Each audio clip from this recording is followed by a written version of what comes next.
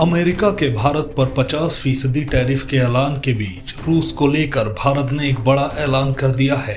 रूस से इस वक्त एक बड़ी खबर सामने आई है जिसे सुनकर अमेरिका चौंक जाएगा। भारत पर डोनाल्ड ट्रंप ने 50% टैरिफ लगाकर बड़ा झटका दिया है। अमेरिका ने रूस से भारत की गहरी होती दोस्ती की वजह से उस पर भारी टैक्स लगाया है।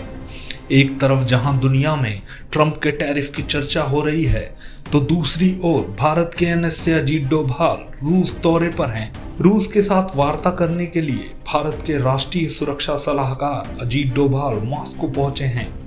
यहां वे रूस के अधिकारियों और राष्ट्रपति पुतिन से मुलाकात करने वाले हैं।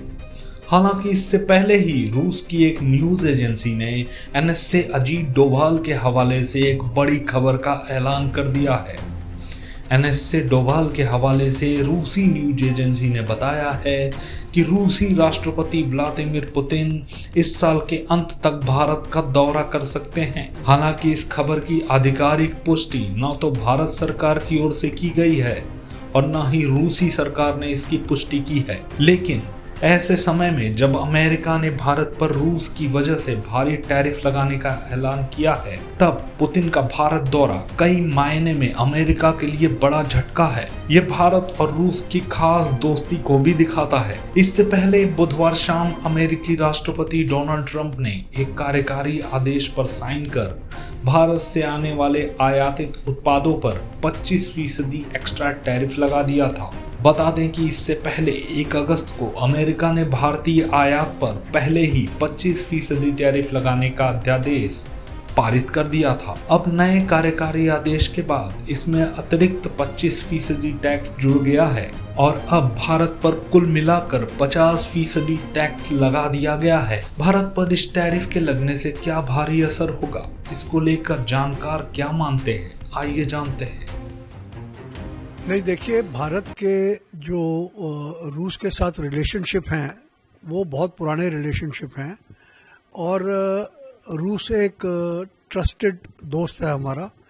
और अगर हम ऑयल रूस से इंपोर्ट कर रहे हैं तो उसका कारण यही है कि हमें अपनी ऑयल सिक्योरिटी देखनी है और हमारे एग्रीकल्चर सेक्टर में भी और ट्रांसपोर्ट सेक्टर में भी।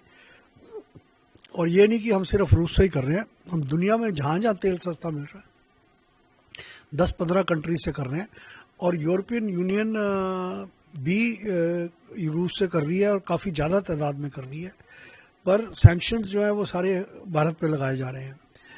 तो ये मेरे ख्याल में कुछ समझ नहीं आ रहा कि क्या स्ट्रेटजी है, पर इससे हमारे एक्सपोर्ट्स को बहुत बुरा नुकसान पड़ेगा। हमारे $100 बिलियन से ज़्यादा की एक्सपोर्ट है और कम से कम $30-40 बिलियन हमारा एक्सपोर्ट कम हो जाएगा।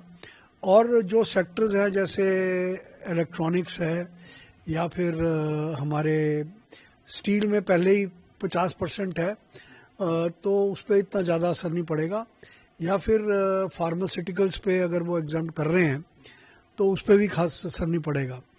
पर फिर भी जो और हमारी नेबरिंग कंट्रीज़ हैं जैसे बांग्लादेश है, श्रीलंका है, वियतनाम है, यहाँ से कम टैरिफ्स है। सिंगापुर का भी 10% टैरिफ है। तो या तो हमारे एक्सपोर्टर्स को वहाँ के थ्रू रूट करने पड़ेंगे। और दूसरा क्या नाम, हम हमारे से ज़्यादा जो अमेरिकन इंडस्ट्री है, अमेरिकन कंज्यूमर है, उनका ज़्यादा नुकसान होगा। क्योंकि देखिए, आज दवाइयाँ हैं और चीज़ें हैं जो कि काफ़ी इंडस्ट्री इंडियन गुड्स पे डिपेंड करती है। हमारी सॉफ्टवेयर इंडस्ट्री, उनकी सारी जो टेक्नोलॉजी है, इस टाइम 30-50% इंडियन ओरिजिन के लोग हैं, जो कि चाहे माइक्रोसॉफ्ट है, चाहे गूगल है, चाहे एप्पल है, चाहे जितनी भी बड़ी बड़ी कंपनीज हैं, इनके काफ़ी सॉफ्टवेयर डेवलपमेंट और मैन्युफैक्चरिंग यूनिट्स भारत में लगे हुए हैं। तो इससे क्या होगा कि अमेरिका भारत को रूस और चीन की तरफ पुश कर रहा है, क्योंकि अभी एशिया पैसिफिक में इंडिया एक अमेरिका का पार्टनर था जो कि एक बैलेंस था। जो एशिया पैसिफिक में चाइना का अपना इन्फ्लुएंस बढ़ा रहा है, तो इंडिया उसको काउंटर कर रहा था। तो जो इतने सालों से अमेरिकन डिप्लोमेसी ने इंडिया के साथ रिलेशंस बढ़ाए हैं, जॉइंट मिलिट्री एक्सरसाइजेज हुई हैं, तो वो सारी चीज़ें बैक बर्नर पे चली जाएंगी। और मुझे लगता है कि अमेरिकन कंज्यूमर प्रोटेस्ट करना शुरू करेगा, क्योंकि देखिए अब जो टूरिस्ट है अमेरिका में, पहले कनाडा का टूरिस्ट आता था, पहले इन्होंने कनाडा को अपसेट करा तो कनाडा का टूरिस्ट आना बंद हो गया। यूरोप को काफ़ी अपसेट करा, यूरोपियन यूनियन से टूरिस्ट आना बंद हो गया। और अमेरिका की, यूरोप की वैसे भी यूक्रेन वॉर की वजह से कंडीशन थोड़ी खस्ता है, तो टूरिस्ट इंडिया से भी आना बंद हो जाएगा, क्योंकि इंडिया का वीज़ा ही वैसे 1 साल तक की वेटिंग है। और इंडियन टूरिस्ट भी अब वहाँ जाएगा, क्योंकि बिजनेसमैन जो है वो टूरिज़्म और बिजनेस कंबाइन करता है।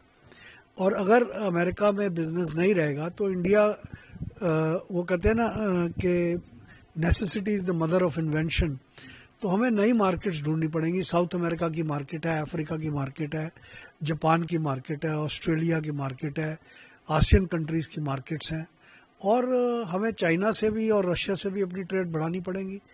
तो यूके से अभी हमने एक FTA favourable trade agreement sign करा है। तो मुझे लगता है कि ये जियो पॉलिटिकल सिचुएशन दुनिया की इस टाइम बदल रही है, और इसमें भारत का नुकसान तो होगा ही होगा एक्सपोर्ट्स का, बट हमारे से ज़्यादा अमेरिका का और अमेरिका की गुडविल का नुकसान हो रहा है। सर, इसमें सवाल अब ये उठता है, महंगा टैरिफ और सस्ता तेल, ये जो है सही हो सकता है या ये प्राइस उसका? देखिए, टैरिफ का शॉर्ट टर्म फ़र्क पड़ेगा, ठीक है, पर लॉन्ग टर्म हमारे प्रोडक्ट्स अच्छे हैं, हमें और मार्केट्स मिल जाएंगी। और दुनिया में 200 से ऊपर कंट्रीज़ हैं, अमेरिका एक ही कंट्री है। ठीक है, अमेरिका की इकोनॉमी हमारा लार्जेस्ट इंपोर्टर है, पर इसका ये मतलब नहीं कि हम कंप्लीटली डिपेंडेंट रहेंगे अमेरिका के ऊपर। अमेरिका अपने पैर पे कुल्हाड़ी मार रहा है, बिकॉज अमेरिका का जो इन्फ्लुएंस है वर्ल्ड में, वो टैरिफ से वो अपना इन्फ्लुएंस धीरे धीरे कम करता जा रहा है। इस पर सर जो आया है, रणधीर जायसवाल ने कहा है कि ये अकारण है, अनुचित है, अन्यायपूर्ण है, और उन्होंने कहा है कि दुर्भाग्यपूर्ण है, क्योंकि ऐसे कई कदम अन्य देश भी अपने राष्ट्रीय हित में उठा रहे हैं। ये कार्रवाई अनुचित, और भारत अपने हितों की रक्षा के लिए जरूरी कदम उठाएगा। तो आपको क्या लगता है किस तरह के जरूरी कदम जो है वो हो सकते हैं? और नहीं, रिटेलिएशन में हम भी टैरिफ्स लगा देंगे अमेरिकन प्रोडक्ट्स के ऊपर। तो ये एक ट्रेड वॉर पूरी दुनिया में शुरू कर रहे हैं टैरिफ ट्रम्प साहब, और ये दुनिया की इंटरनेशनल ट्रेड के लिए और पीस के लिए ठीक नहीं है। तो मैं तो भगवान से प्रार्थना करता हूँ कि गुड सेंस विल प्रिवेल, और अभी अमेरिका की एक डेलीगेशन भी आने वाली है ट्रेड नेगोशिएशंस के लिए, और मुझे उम्मीद है कि उन ट्रेड नेगोशिएशंस में कुछ म्यूचुअली बेनिफिशियल टैरिफ्स पे फैसला होगा।